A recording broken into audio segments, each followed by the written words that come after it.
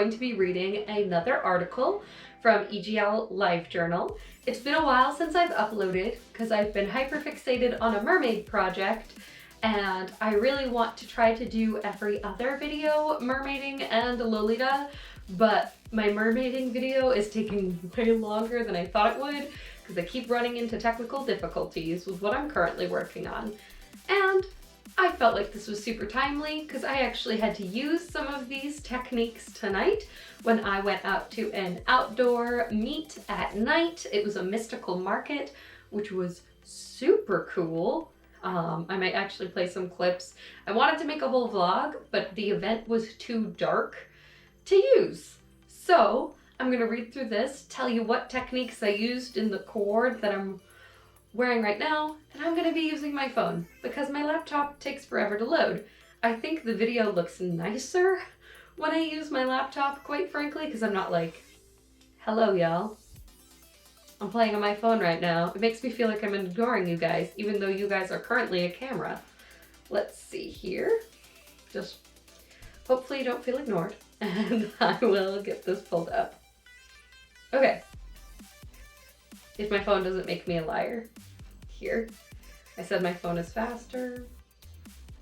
It's now being really slow because I'm on camera. There we go. So this was written by Ingrid Helene in 2005, October 7th, 2005. It's also October here.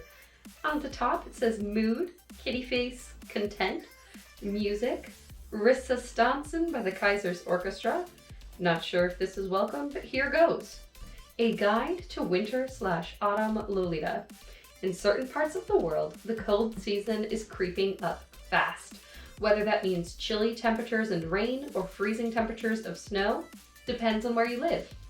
Living far in the north, I thought I might use my years of experience of dressing warm through bitterly cold winters to help you dress Lolly for as long as you can. First of all, there are two things that are absolutely essential for extending the Lolly season beyond September. The first is a coat, the second is a pair of boots. You might have to compromise here. Warm Lolita boots aren't easy to come by, nor are coats with a wide enough skirt. However, there's no getting around them. Without proper outerwear, you have no battle armor against wind, rain, and snow. After those two essential items, we have the two main rules for dressing warmly. Following these will keep you warm through many an ordeal. Rule number 1, layers. 3 thin shirts will keep you warmer than 1 thick one. Why is this, you ask? When you dress in several layers, air is trapped between each layer. Your body heat warms up this air so that the air is keeping you warm as well as the clothes. If you're just wearing 1 thick sweater, the air around your body never heats up. Thus, you lose the extra advantage. Rule number 2, choice of material. Cotton is all fine and dandy, but when the temperatures really start dropping, you should make wool your new best friend. Wool retains air, thus having the same beneficial effect as layering your clothes. Wool also keeps you warm even if you get wet. Using these rules for Lolita. As you may have gathered by now, throwing a coat over jumper and blouse you used all summer won't keep you warm during the coming months. Thick sweaters and other winter clothing Thick sweaters and other winter clothing that's compatible with Lolita isn't very easy to find. Therefore, Lolita in colder areas should focus on underwear rather than outerwear. Thermal underwear is your friend. It may not necessarily be very easy to find, but will be your best friend once the cold sets in. I'm particularly fond of thin wool underwear or sweaters. These can be worn under a fancy blouse, keeping you warm without letting the presence be known. Thick tights are also important. Thick knit cotton may see you through for a while, or maybe even throughout the winter, but wool is the way to go when the going gets rough. Layer 2 pairs for really cold weather and wear wool stockings over top, guaranteed to keep you toasty. The sewing Lolita might also consider sewing a pair of bloomers and a petticoat out of wool flannel. How would you make a flannel petticoat? I don't know if that's what they meant to say there. You could certainly make flannel bloomers. How would you make a flannel petticoat? Both of these work their warming magic hidden beneath your skirt and pannier.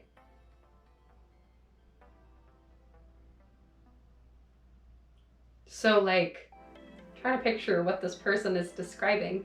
So would you like make the bloomers? I understand the bloomers, and then do like a petticoat lining out of flannel and then put a petticoat on top of that? I'm not 100% sure beyond the bloomers what they're talking about. If this makes you cry out, but no, I cannot stand wool. I'm afraid there isn't much you can do as far as I know. There is thermal underwear made from synthetic materials. I cannot vouch for its effectiveness, unfortunately. Try to find items that are less itchy and make your best effort to grin and bear it. Feel free to suggest alternatives. If you live in an area that gets skull-numbingly, teeth-achingly cold, you might even consider fur. This is a personal, ethical choice, and this is not the area for an ethical debate. I will only say two things. Once temperatures drop toward -40 degrees, it can't be beaten. And if you buy used, you're not supporting the current fur industry. All of these tips, of course, can be adapted for other styles, like aristocrat, dandy, cadona, or even regular street clothes. Let's all do our best to keep warm through the winter. Okay, this actually has some helpful tips, some things that are confusing, and also it can lead into some of my thoughts on other things. So today, I really don't have a good Lolita coat.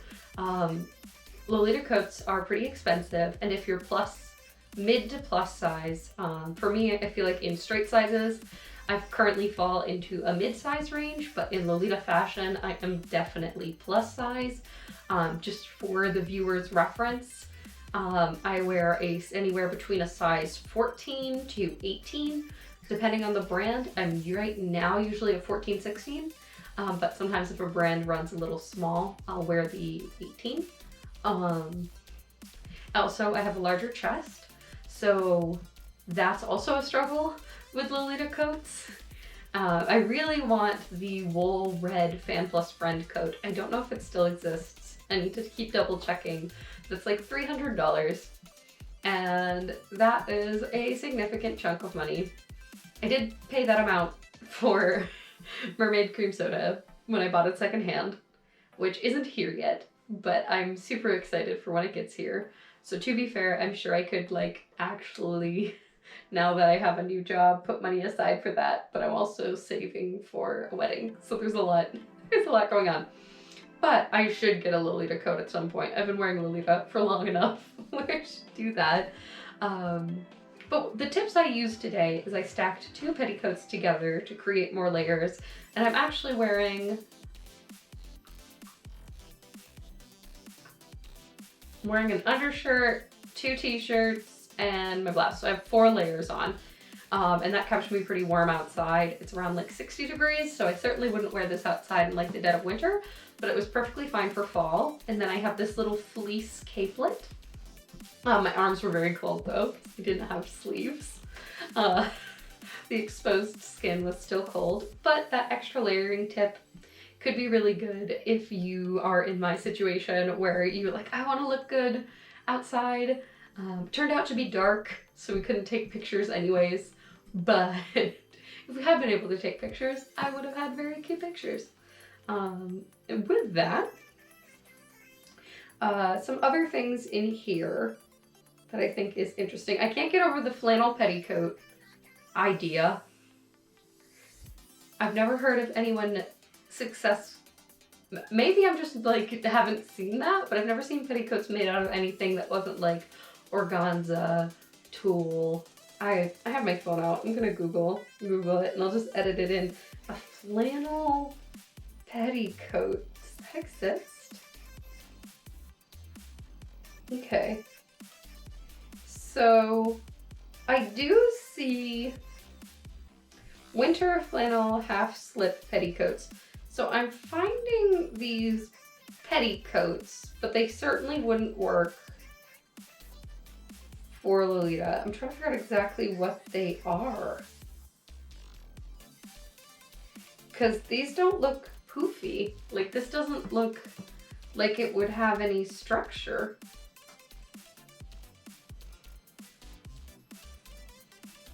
It happens a lot though. I'll be on like EGL and someone will mention something like sock toppers.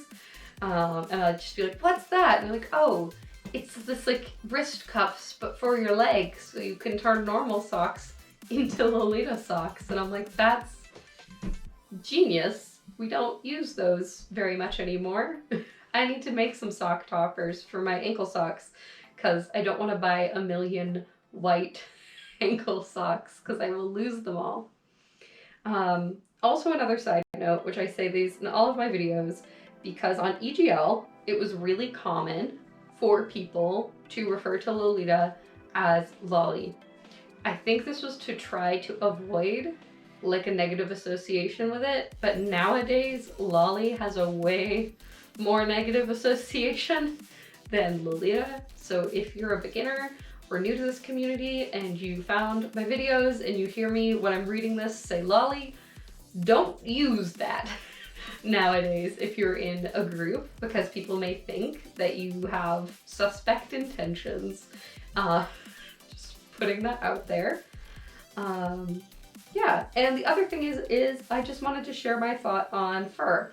I once saw this beautiful antique fur coat in a thrift shop and I was sad because I couldn't buy it. I would not buy new fur because I don't think that there's standards on at being ethical at this point in time. However, I think that fake fur is really not great for the environment because it's plastic.